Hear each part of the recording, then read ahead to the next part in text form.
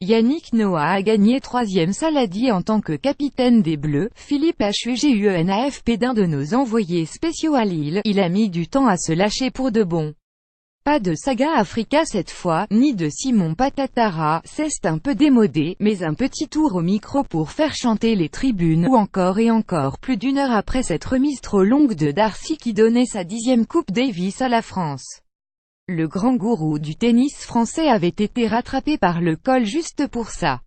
Il faut se rappeler les grandes manœuvres, l'éviction pas très classe d'Arnaud Clément orchestrée en sous-main par les joueurs Tsonga et Gasquet en tête, et les déclarations d'intention du nouveau boss pas toujours suivies des faits. Qu'importe aujourd'hui, Noah a enfin redonné à la France cette Coupe Davis qui se refusait obstinément à la nation disposant peut-être du plus gros réservoir collectif au monde. La joie des joueurs de l'équipe de France autour de Yannick Noah. Coupe Davis FRABEL touzenbleupic.twitter.com NFRM8ZL9VF Tout le sport @TLS France 3 TV November 26, 2017 Et la culture de la Lose m'a défoncé la gueule. Dans un long monologue d'un peu tout, d'amertume, d'humour, de tendresse, Noah a fait comprendre qu'il ne pensait pas avoir autant de boulot pour amener la coupe. C'est dur parce que quand t'as pas gagné depuis 16 ans, tout le monde s'habitue à perdre, ça m'a défoncé la gueule en demi-finale, cette culture de la Lose. On n'a pas de revanche à prendre, mais c'était dur, les Belges arrivaient légers, nous, on a senti un truc lourd. Ce n'est pas notre faute quand on perd. Une fois de plus qui a raison c'est Yann, et c'est tout ce qu'il faut retenir, résume à sa façon Eric Winogradsky, responsable de la formation masculine à la fédération. Il a réussi à sublimer les joueurs, et quelque part à recréer une dimension de groupe.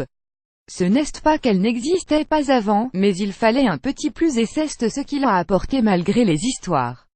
@Noah Yannick. Merci monsieur Noah. Vous avez illuminé mon enfance quand vous étiez sur les cours et aujourd'hui encore vous êtes une source de bonheur. Le temps passe mais le cœur reste. Bien à vous, Christophe. Gros Christophe 3 November 26, 2017 Quelles histoires des joueurs qui font ce qu'ils veulent, ni plus ni moins, malgré le charisme supposé de leur capitaine et sa volonté d'instaurer un nouveau cadre plus contraignant. Certains ont adhéré et d'autres restent aujourd'hui perdus pour la cause comme mon fils. Mais la vérité est façonnée par les vainqueurs. Cette mission accomplie clairement, juge Amélie Mauresmo.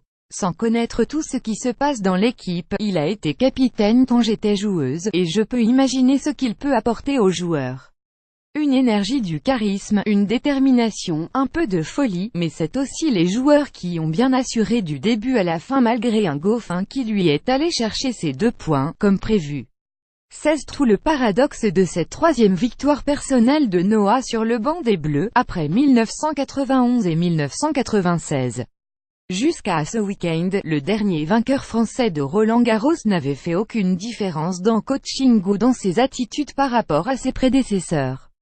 Il a profité d'une cascade de forfaits Nishikori, Murray, Djokovic pour amener la France en finale, et sa seule décision véritablement audacieuse en 2 ans a failli lui retomber dessus. Gasquet, incorporé avec Herbert sur une intuition personnelle du capitaine pour pouvoir jouer le dernier simple décisif, aurait évoqué des douleurs lombaires sitôt la fin du double, laissant Noah le bec dans l'eau et l'obligation de mettre Pouille sur la table. Ça a marché, et on a peut-être découvert le futur taulier des Bleus dans l'épreuve. Balle de tennis ATP Extra Trophée France-Belgique en feu. Noah assure le show et lance la Marseillaise feu FRABEL Davis Cup Coupe Davis pic.twitter.com 5 type JVX, beIN Sports @beIN Sport.